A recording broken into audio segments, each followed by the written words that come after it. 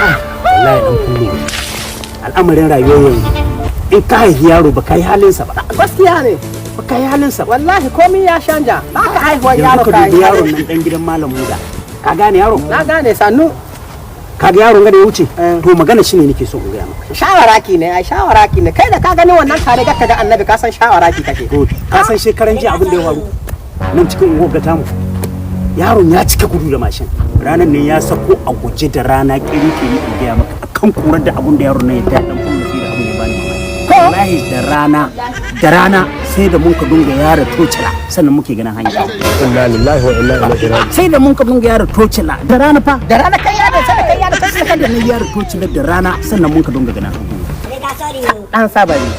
ni ma bari in baka wani labari ina jin ka lokacin da mun ka je Lagos wurin ja mu dawo to ka san irin babban motar nan sai ta yi hashi trailer kenan Haba. trailer